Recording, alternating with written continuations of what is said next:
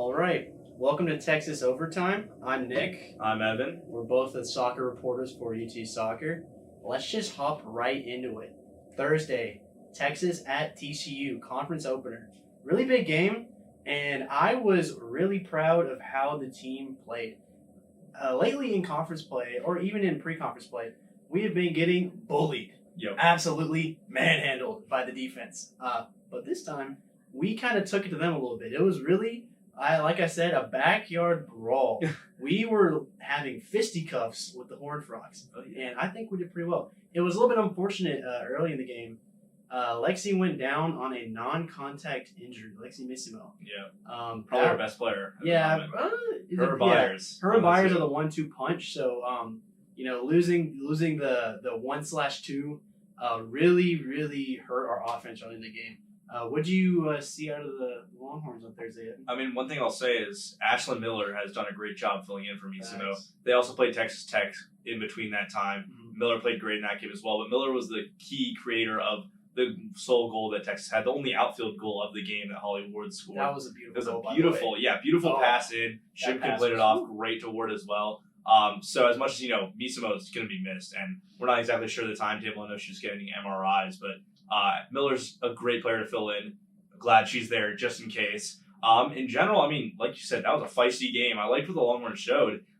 They're not usually the physical team, but it looks like them and TCU were really kind of putting it at each other. I mean, TCU's one goal came from MJ Cox having a foul inside the box. Yeah. Talking about that, I mean, that is just like you cannot go up and dunk on the offensive player in the box. I mean, like the tallest player of the team is always going to get called for that. Yeah, their forward Messiah Bright? Yeah, she was incredible. She's one of the best players in the Big 12. She is tall. She can handle the ball. She's fast. And every time she got in the box, she just stiff armed her players out of the way. Yep. She was incredible. She's like Bijan on the football field. She's the Bijan of soccer. Bijan of soccer. I mean, but you have to be happy with the result if you're Texas. TCU is obviously the team to beat in the Big 12. Texas is usually seen as the number 2 team. I think most people would agree with that. Yeah. But getting a tie with the best team in the conference, a team that you lost to in the championship last year, I mean, that's got to feel good for the Longhorns, showing improvement for the team, even without their best player for 70-plus minutes of the game. It's something to be proud of for the Longhorns. Glad that they're getting a little more physical. In the defensive side, MJ Cox has kind of slipped up a bit this year. She's been playing great in general, but she's the one with the most bookings on the team. She had that kind of boneheaded mistake. In general, she's been good at joining the attack, but sometimes shows a little weakness in defense. I mean, talk a little bit about that. Is there something that needs to be changed a little bit in the defense? Not personnel-wise, or just play style? I think with the defense, the defense is fine. Fine is the perfect word for it. Yep. It's not great. It's not bad.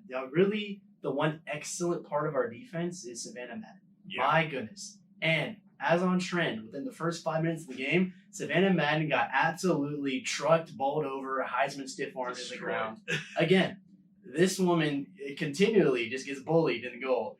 I don't know if the other team just doesn't like her, or I don't know what's going on. But Savannah always gets a beating back in goal. She always gets back up.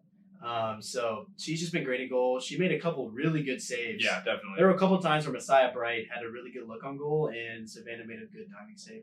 Yeah. So I think going forward, Savannah is going to have to carry the defense because she has been. I don't think our defenders necessarily have the technical ability to stay in front of really top flight goal scorers. Yeah. I think whenever you come against players like Messiah Bright, like the other great goal scorers in the Big 12, I think they're going to really struggle to match up physically, technically. I think it's just going to come down to the goalkeeping. What do you think? I mean, also a thing that you don't really think about is that Missimo, though she rarely joins in defense, her departure is going to hurt because Emma Regan, who plays the central defensive mid role, comes back a lot in defense, is going to have to go a little more up now that Miller has to win the ball in the midfield. Missimo and Byers were kind of playing 1-2s in the attack, that they were kind of leading the whole team, creating all that space. UT might have to send more people up, which is just going to make more cracks. It might make the midfield press up a little more, which could be a problem for the defense. It just means that MJ Cox is going to have to step up down there. Cameron Brooks, who has been playing left back, kind of came into Texas more of an attacker anyway, but has been shown down to the left back position over her years. She's going to have to come inside a lot more and be a huge impact as a veteran. She's still a great player, but her defensive capability is less as much as her creative play ability. Still, I'm not too worried about the defense. TCU is usually the big test for a defense like that, and they played as well as you expected them to. Fine was your word. I'm fine with that. And also, no goals in the run of play, so it wasn't a bad performance at all from the defense. And you're happy about it. I mean, one thing I'd also like to note is Texas is still winning the corner kick battle, which I think is a big priority for this team. Coach Kelly has said it's a big priority to get a lot of shots off. They outshot TCU. They had more corner kicks. TCU had to make more saves. And a lot of times we criticize Texas for kind of taking too many shots, taking too many pot shots that just aren't on target. If they're on target and they're forcing a goalie to make a save that results in a corner kick, that's perfect. That's exactly what we want. We have players like MJ Cox that can jump in the box. I mean, we have some tall players on this team. They can win headers. There's a lot of goals that have been scored this year that have just been balls that have been batted down inside the box and just shot right past the goalie, which I'm a big fan of. That's been their main creation was offset pieces. So that was a big thing coming into the game. The announcers mentioned that Texas came into the game leading the Big 12 in shots on goals. And TCU actually came in with the lead in corner kicks. Yeah. Which surprised me because we had so many corner kicks against Texas Southern. So many. So it surprised me a little bit that they let in corner kicks. But overall in the game, I think we kind of beat them up on set pieces. Also, I want to mention Sydney Nobles. My Lord. She came in after the injury to Lexi Missimo. And she's playing a little bit more of a forward role. Yeah. She was, the announcers were saying that she played a pretty big role in her freshman year. She was. She did, yes. Yeah, she was one of our main goal scorers. She kind of got relegated down once Trinity and Lexi came up and we got a little bit more transfer talent. But she was incredible. She is a really good, on ball. She's got good ball skills. She's solid. And she's legit. They kind of disrespected her, not going to lie. They were playing so far off of Sydney. I was like, what? She made a couple of really good shots on goal, put some pressure on the defense. I think she's going to be a really big part of the Texas attack going forward, coming in those spot minutes, getting good shots on goal, getting good pressure, because in the absence of Missimo, our depth shrinks a little bit. So really going to need people like Holly Ward, Liz Warden, and Nobles to step up and really fill the gaps where Lexi was a really big playmaker for us. Yeah, and this team's attacking depth is one of the better ones in the Big 12. You mentioned Nobles, Tenny Akindoju, Liz Warden, it seems like in the Big 12 play, she's getting a lot less minutes, which is unfortunate. We're Liz Warden fans around here. But the attack is the one where you feel like you're all right if Byers needs to take a little bit of rest. Ward and McFarland can shuffle out a little bit. Maybe some of them can drop back in the midfield a bit with Miller not having a full-time start. It just means that, Missimo's injury is always going to hurt this team. It just means that the depth players are going to have to step up, and they look like they've done that already. They played well in the Texas Tech game, especially in the TCU game. Nobles, I'm so glad you brought that up because she was looking great. They were disrespecting her. I mean, they kind of teams want to press up on Byers because they know the only way that she's not going to score on you is if you out-physical her. But they kind of give players like Ward, like McFarland, like Nobles a lot of space, and I think that's why the team ends up taking a lot of shots. But Nobles is a real threat on the attack, and I'm glad that she's getting her time in. She's paid her dues with this team. I'm glad she's getting more opportunity to play. And I'm glad you mentioned that. Byers gets doubled and triple teamed every time she touches the ball. And that's something Texas needs to capitalize on. I've noticed Byers sometimes gets a little stressed. You know that clip of Devin Booker in open runs going, "Why are you doubling?" That's kind of how I feel. Yeah, she's kind of like, "Why are y'all doubling me?"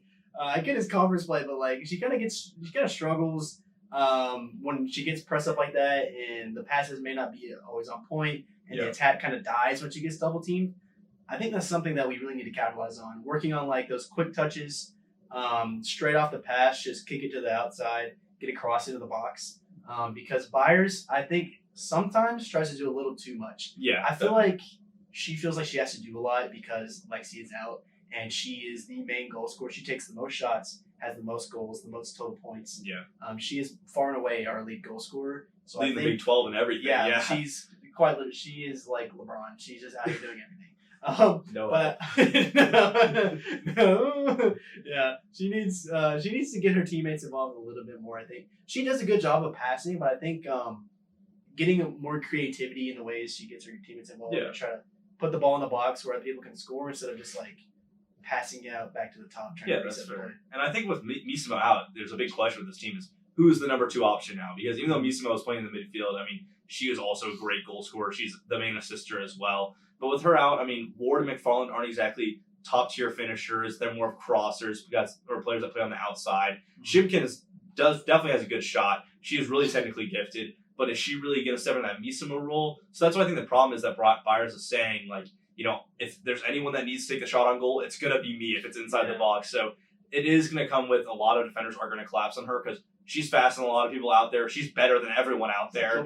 So, yeah, exactly. So they're going to have to put everyone on her. Yeah. But that just means she needs to have her head up a little more, find the lanes, because there's always lanes. If you see when Byers has the ball on her feet, it's either she's going to go through your defense and score, or there's lanes that she can take advantage of. So she just needs to find those. I'd like to see Shimkin play up more, take more long shots, because, I mean, she had a beautiful goal in one of our games that she took from the outside, and she can finish from the inside. A lot of the players can. It's just they don't take those opportunities because Byers is the number 9 who is always going to be taking those shots. So we just need to make sure she distributes a little bit more. But overall, great game against TCU. Yeah, great game. I think the team is on a good trajectory, even with the absence of Lexi Misimo.